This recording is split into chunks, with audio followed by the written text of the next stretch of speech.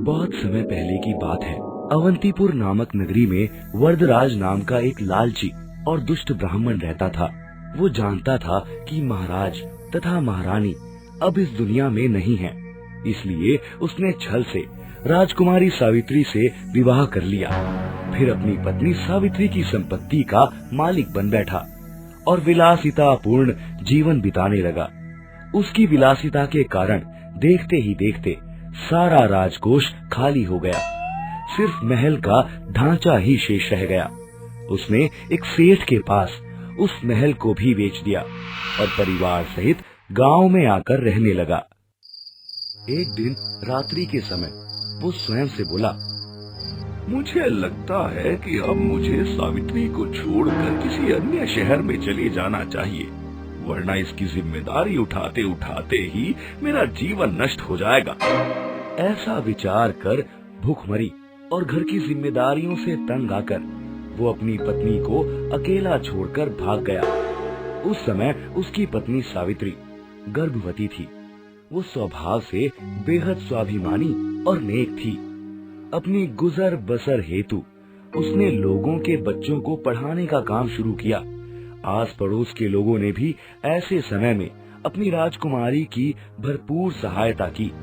उसने जैसे तैसे विपत्ति के ये दिन काटे और कुछ महीनों बाद एक तेजस्वी पुत्र को जन्म दिया। सावित्री ने उसका नाम रत्नाकर रखा। वो अपने पुत्र को अपनी जान से अधिक प्यार करती थी। सावित्री अपने घर से कुछ दूरी पर रोज नियम से पीपल के पेड़ पर जल चढ़ाने जाया करती थी। एक रोज वो मुंह अंधेरे पीपल के पेड़ पर जल चढ़ाने गई।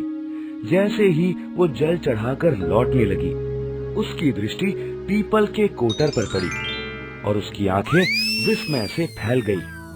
अरे ये क्या, कोटर में इतना प्रकाश किस चीज का है? वो बुदबुदाई। उसने कोटर के अंदर एक पोटली देखी जो बहुमूल्य हीरे जवाहरात, मोती माणिक्य और सोने की अशर्फियों से भरी हुई थी। उसे समझते देर न लगी कि किसी ने अपना चोरी किया हुआ धन यहाँ छिपा दिया है। वो असमंजस में पड़ गई कि उस धन को ले या न ले, किंतु फिर स्वयं से बोली, चोरी का धन चुराने में कोई गलत बात तो नहीं है। ये सोचकर उसने वो पोटली उठाई और तेज कदमों से घर की ओर चल पड़ी। घर पहुंचकर उसने वो पोटली ईश्वर के आगे रखते हुए कहा, हे प्रभु, लगता है आपने मुझ दुखिया माँ की पुकार सुन ली है। लगता है अब हमारे गरीबी और दुख के दिन खत्म होने वाले हैं। उनके दिन फिरने लगे। अब समय खुशहाली से गुजरने लगा। रत्नाकर भी धीरे धीरे बड़ा होने लगा। उसने रत्नाकर को अच्छी शिक्षा के साथ साथ शस्त्र विद्या भी दिलवाई। अपने शौर्य और बुद्धिमत्ता के चलते रत्नाकर सचमुच एक दिन अवंतीपुर का राजा बन गया। रत्नाकर के राजा बनने का समाचार पाकर घर और पत्नी को छोड़कर भागा वरदराज पुनः अपनी पत्नी के पास लौट आया। मुझे माफ कर दो सावित्री, तंगी के चलते मेरे दिमाग ने काम करना बंद कर दिया था। उसे रत्नाकर की धन संपत्ति का मोह वापिस खींच लाया था और उसने आते ही रत्नाकर की धन संपत्ति हथियाने की योजनाएं बनानी शुरू कर दी। अपार धन देखकर उसके मन में दोबारा पाप आ गया। वो बड़बड़ाया, यदि मैं रत्नाकर को मरवा डालूं, तो उसकी सारी संपत्ति मेरी हो सकती है, क्योंकि उसका पिता तो मैं ही हूँ। यकीनन उसके बाद राजगद्दी भी मुझे ही प्राप्त होगी।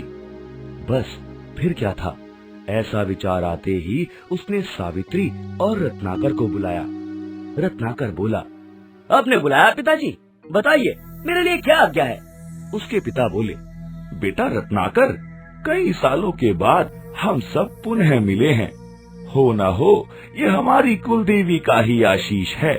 मुझे लगता है कि हमें उनका आभार प्रकट करने हेतु उनके मंदिर जाना चाहिए। इस विषय पर तुम्हारा क्या विचार है सावित्री? ये सुनकर सावित्री बोली, इसमें कोई शक नहीं है, इसलिए मुझे लगता है कि आपका विचार अति उत्तम है।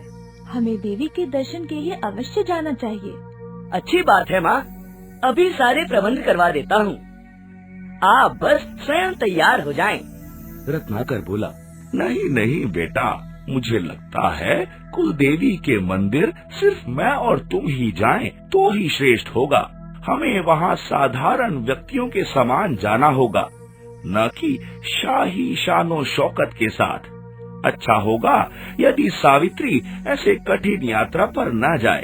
ठीक है स्वामी, आप दोनों ही कल कुल देवी के दर्शन के लिए चले जाइए। मैं यहाँ महल में ही रुकती हूँ। वरदराज ने अपने पुत्र रत्नाकर को कुल देवी के मंदिर ले जाकर मारने की योजना तैयार कर ली और वधिकों को भी नियुक्त कर लिया। अगले दिन जैसे ही वे दोनों मंदिर पहुँचे, योजनाबद्ध तरीके से वरदराज अपने पुत्र से बोला, मुख्य प्रांगण में जाकर मेरी प्रतीक्षा करो, मैं प्रसाद इत्यादि का प्रबंध करके आता हूँ। रत्नाकर ने उत्तर दिया, जी जैसा आप कहें। इतना कहकर जैसे ही वह मंदिर के मुख्य प्रांगण में पहुंचा, एक विशाल काय वधिक हाथ में तलवार लिए उसके सम्मुख आ खड़ा हुआ। उसने वधिक को पूछा, किस कारण से तुम ऐसा कर रहे हो? उसने रत्नाकर को बताया, तुम्हें मारने के लिए तुम्हारे पिता ने 100 स्वर्ण मुद्राएं देने का वचन दिया है।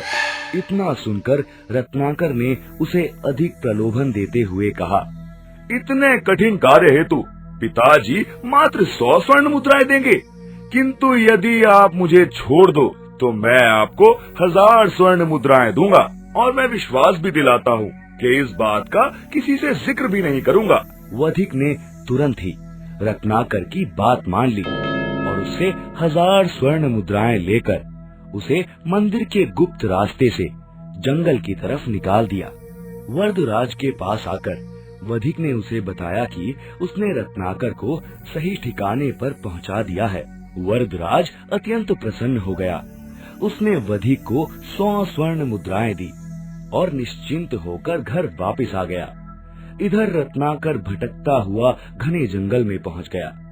वहां उसने एक साधु को तपस्या में लीन देखा, जिसके चारों तरफ बड़ी बड़ी झाड़ियां उगी हुई थी। लगता है साधु महाराज काफी दिनों से तप कर रहे हैं, तभी तो इनके इर्द गिर्द इतनी झाड़ियां उगाई हैं।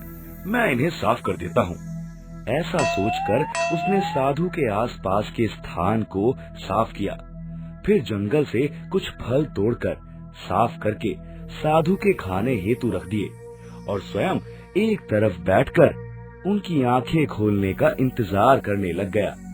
कुछ घंटों के बाद साधु महाराज ने नेत्र खोले तो अपने आसपास सफाई देखकर अत्यंत प्रभावित हुए। रत्नाकर को वहां बैठे देखकर वे बोले, बेटा, मैं तुमसे बहुत प्रसन्न हूँ। इस बर्तन में जो भी खाना चाहोगे वो आ जाएगा, जबकि ये खड़ाऊं पहनकर तुम आकाश में भी उड़ सकते हो। मैं चाहता हूँ कि ये दोनों चीजें तुम ले लो और प्रजा की भलाई के लिए इनका उपयोग करो। रत्नाकर ने कहा, जो आज्ञा स्वामी। रत्नाकर ने उन दोनों अनमोल चीजों को लेकर उनका हृदय से आभार व्यक्त किया और खड़ाऊं पहनकर आकाश मार्ग से अपनी राह की ओर बढ़ चला। आकाश मार्ग से होते हुए रत्नाकर ने एक सुंदर एवं भव्य नगर देखा। वह उस नगर के साथ ही सटे हुए सघन वन में उतरा। वहां एक कुटिया बनाकर रहने लगा। बीच बीच में वो नगर के समाचार जानने के लिए उस नगर में भी चला जाता था।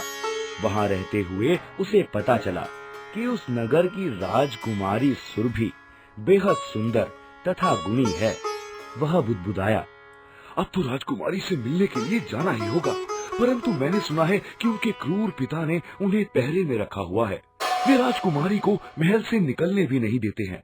मुझे राजकुमारी से मिलने के लिए कोई युक्ति लड़ानी होगी।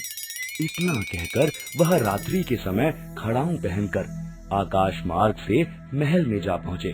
उसने राजकुमारी के बारे में जो भी सुना था उससे बढ़कर पाया। उसने सुरभि के सामने शादी का प्रस्ताव रखा, जिसे सुरभि ने सहर्ष स्वीकार कर लिया। इसके बाद दोनों अपने राज्य अवंतीपुर लौट आए। अपने राजा को सकुशल रानी संग आया देखकर सारी नगरी में खुशी की लहर दौड़ गई। रत्नाकर की माँ अपने पुत्र तथा पुत्र वधू को भी देखकर भाव विभोर हो उठी। प्रजा को जब वरदराज के द्वारा रत्नाकर को मारने की साजिश के बारे में पता चला तो उन्होंने वरदराज को पीट पीट कर मार डाला। इसके बाद रत्नाकर अपनी माँ और पत्नी संग राजमहल में आनंद से रहने लगा। आली किड्स टीवी को लाइक करें, सब्सक्राइब करें और बेल आइकन को दबाना ना भूलें।